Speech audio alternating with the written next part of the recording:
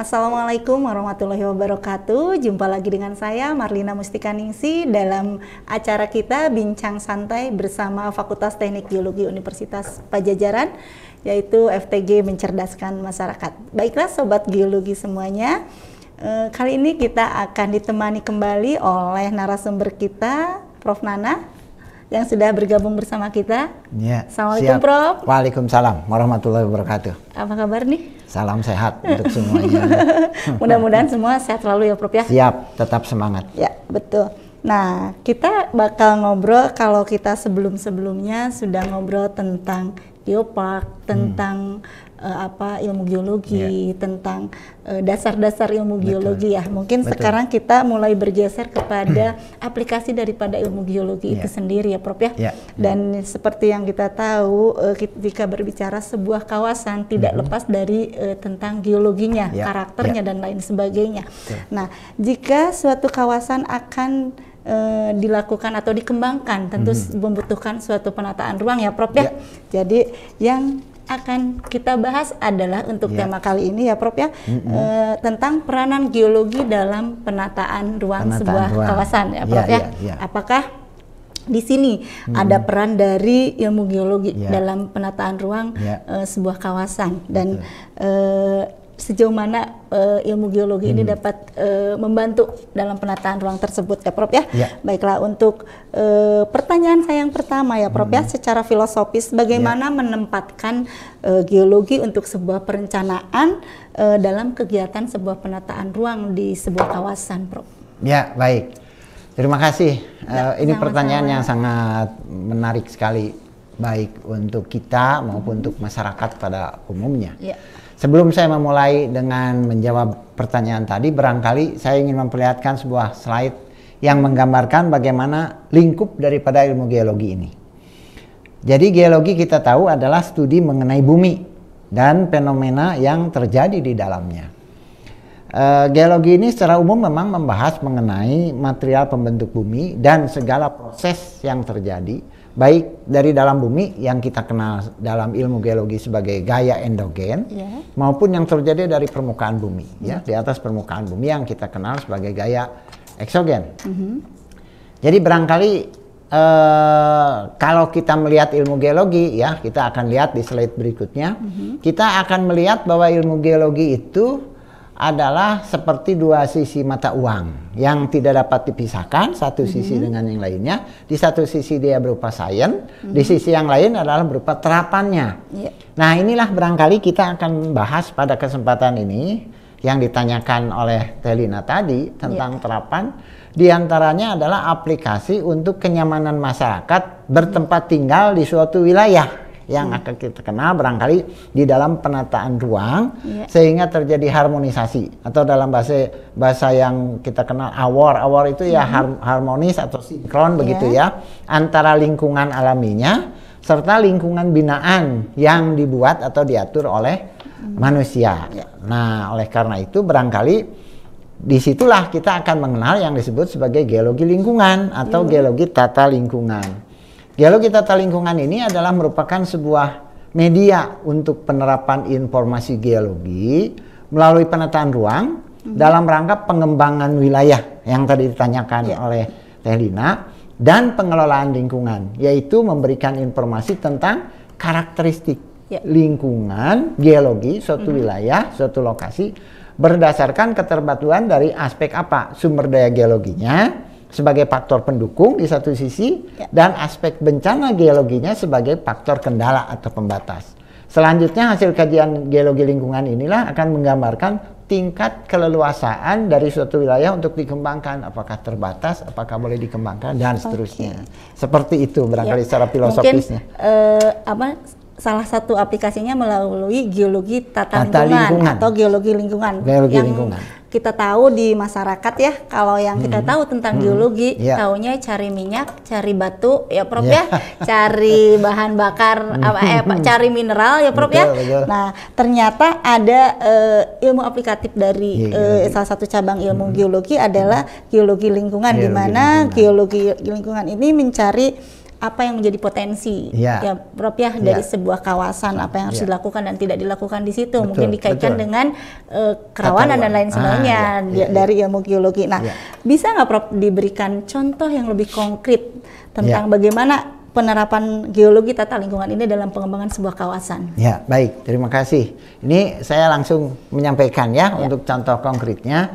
Katakanlah di suatu wilayah itu ada gunung api begitu ya. Nah, contoh langsungnya misalnya ada gunung api, kalau secara geologi kita harus bisa menjawab apa yang akan terjadi dengan gunung api itu. Ya, di slide berikutnya akan kita lihat. Jadi kalau gunung api itu meletus, nah itu artinya secara geologi ini ada tekanan magma dari bawah kan? Secara geologi.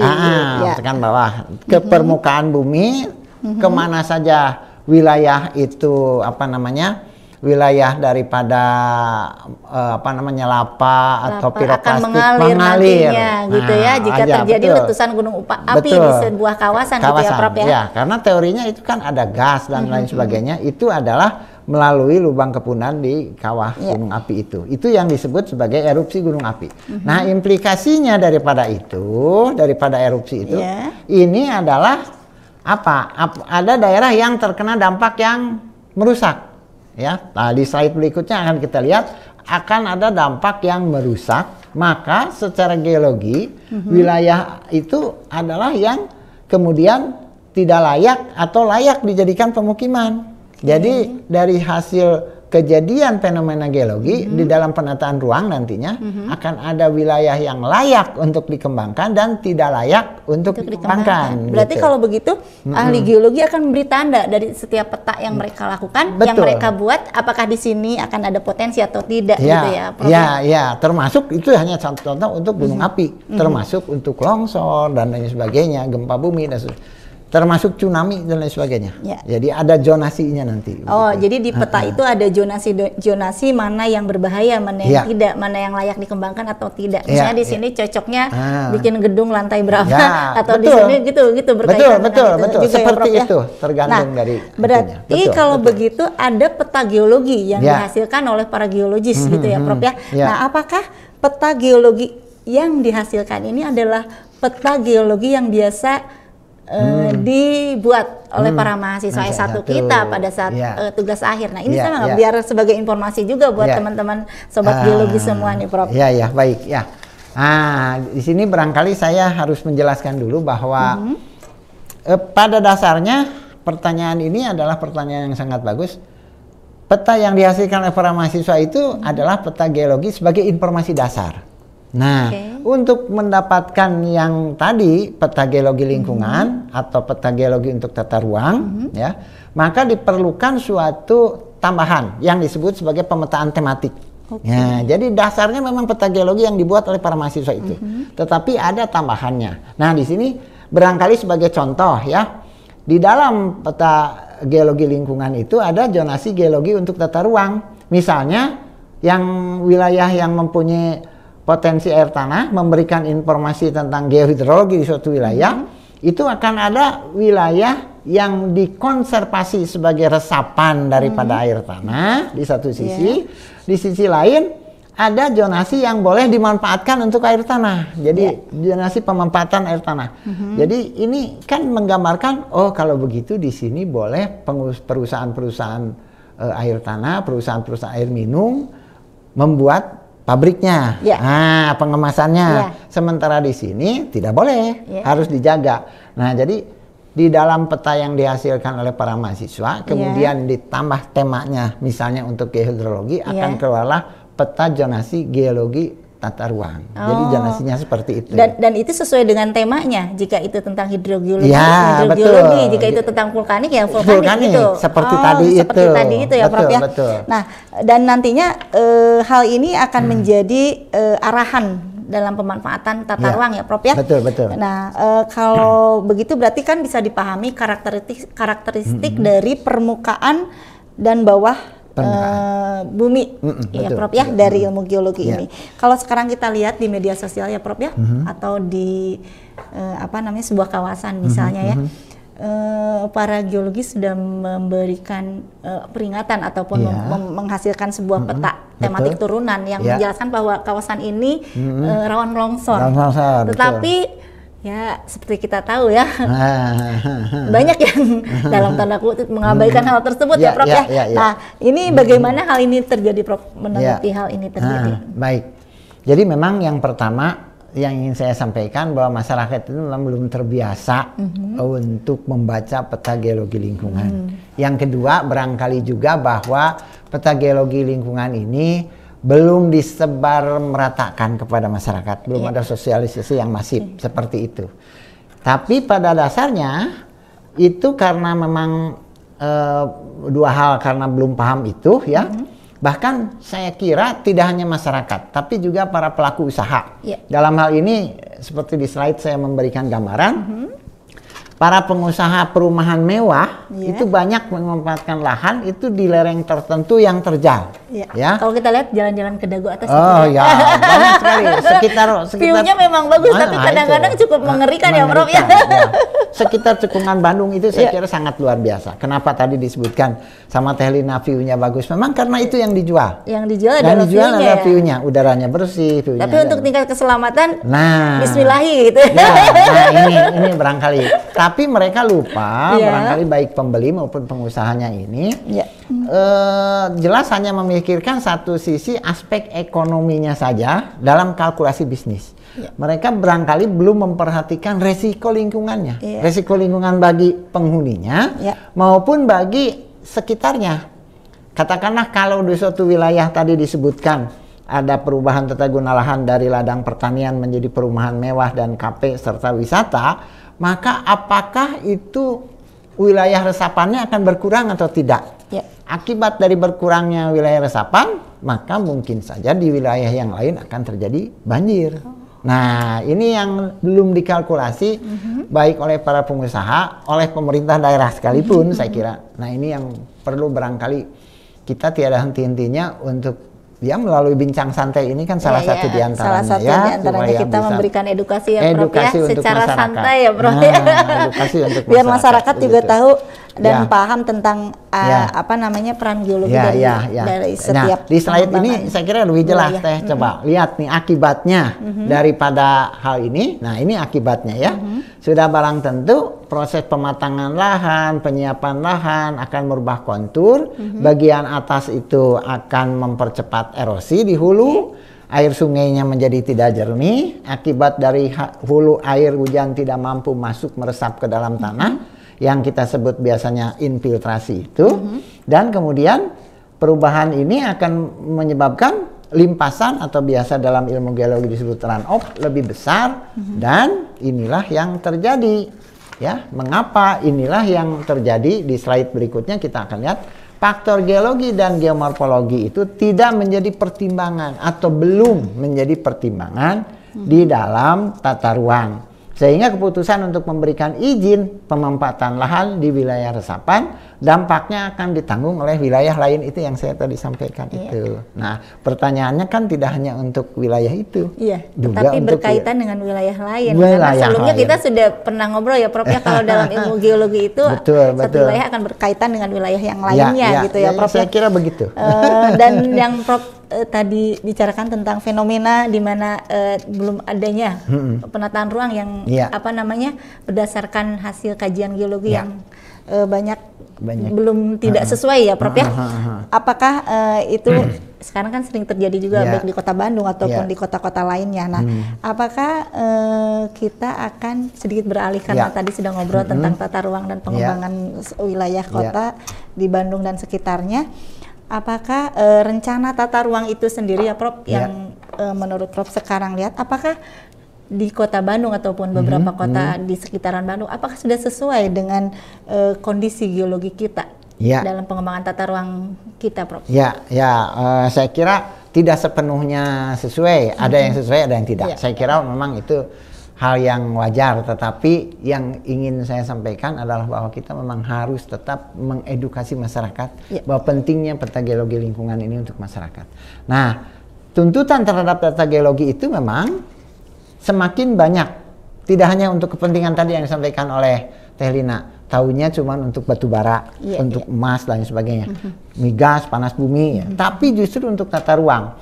Dan data yang diberikan untuk tata ruang ini adalah data yang harus tepat dan akurat, ya, sesuai dengan skala yang dibutuhkan. Jadi di situ barangkali pentingnya kita melihat, kalau ditanyakan apakah sudah sesuai atau tidak, ya jawabnya adalah belum sepenuhnya. Karena tadi jawabannya barangkali tidak terlalu tepat skalanya atau belum sesuai dengan tuntutan dari yang ingin diketahui masyarakat. Katakanlah masyarakat ingin tahunya skala dalam 1/5000, tapi kita memberikan informasi 1/25.000, seperti yang dilakukan oleh mahasiswa. Nah, ini barangkali masih ada seperti itu. Nah, begitu. Jadi di sini memang ada kedalaman informasi, ya. Nah, kedalaman informasi yang dituntut itu belum cocok, itu aja intinya. Jadi memang ini bisa diperdebatkan, misalnya bagaimana kita mulai dengan prasyarat karakter lahan, bagaimana yang harus dituntutan sebuah ibu kota, harus bebas gempa, bebas banjir, atau nah ini kalau sederet jawaban terhadap pertanyaan itu tidak terjawab oleh informasi geologi, maka pembangunan kan tidak bisa menunggu. Nah, jadi walaupun dengan skala yang ada, skala 100.000, 25.000, tetap itu pembangunan tetap jalan, kemudian data geologinya lebih mendalam diberikan kemudian. Saya kira itu dan sebagai warning. Antisipasi mungkin, sebagai ya, antisipasi jika saya kira sesuatu itu terjadi, betul, ya Prof, ya. Betul. Tidak terasa ya Prof, ya. Sepertinya waktunya sudah habis karena kita di Bincang Santai nggak bisa berlama-lama. Tapi sebetulnya menarik berbicara tentang peran ilmu geologi dalam pemetaan tata ruang ini, Prof. Jadi kita jadi lebih tahu ya Prof, ya apa yang harus diperhatikan ketika akan mengembangkan sebuah kawasan. Nah, ada pesan-pesan Prof untuk masyarakat agar lebih aware, ya, peduli jika akan melakukan pengembangan sebuah kawasan berkaitan dengan dengan ilmu geologi. Silakan. Baik. Nah, ini barangkali saya ingin sebelum menyampaikan tentang penutup, saya menyampaikan dulu sebuah kesimpulan juga barangkali dalam slide ini saya coba bahwa persoalannya itu memang adalah juga selain daripada kecocokan, ya, juga peran dari ahli konstruksi itu menjadi sangat penting, gitu ya. Karena mungkin saja wilayah yang dari wilayah yang tadi dikatakan tidak cocok dengan biaya konstruksi yang lebih tinggi itu akan lebih baik. Nah, pesan saya barangkali sebagai penutup, ya, nah, masyarakat pelaku pembangunan harus memasukkan faktor geologi sebagai basis dalam perencanaannya. Ya, kalau ingin hasil pembangunannya tidak bermasalah di kemudian hari, jadi ini harus sesuai, sebenarnya sudah diamanatkan oleh undang-undang, maka tata ruang itu harus berbasis kepada geologi. Jadi kalau menurut ilmu geologi ini peruntukannya A, peruntukannya D, ini tidak boleh. Nah, tolong itu dipertimbangkan. Sesuai hasil kajian ya Prof, sesuai hasil kajian. Nah, itu barangkali ya. Terima kasih Prof. Ya, baik. Senang sekali kita dapat ilmu baru lagi nih Sobat Geologi tentang kaitannya ilmu geologi dengan penataan tata ruang, di mana bahwa faktor geologi, pentingnya faktor geologi dalam pengembangan tata ruang yang nantinya akan berpengaruh di kemudian hari jika itu diabaikan, ya Prof, ya, dan tidak menjadi sebuah acuan dalam pengembangan tata ruang, ya Prof, ya. Baiklah Sobat Geologi, terima kasih Prof. Terima kasih, sama-sama. Salam sehat selalu. Siap. Kita berjumpa lagi di episode selanjutnya. Siap. Kita akan berbicara tentang apa? Tunggu aja. Ini akan menjadi pembahasan yang lebih menarik dan semua tema-tema yang kita berikan semoga dapat bermanfaat untuk masyarakat umum dan tentu untuk Sobat Geologi semuanya. Baiklah, terima kasih atas perhatiannya. Saya Marlina mohon undur diri. Wabillahi taufiq wal hidayah. Wassalamualaikum warahmatullahi wabarakatuh.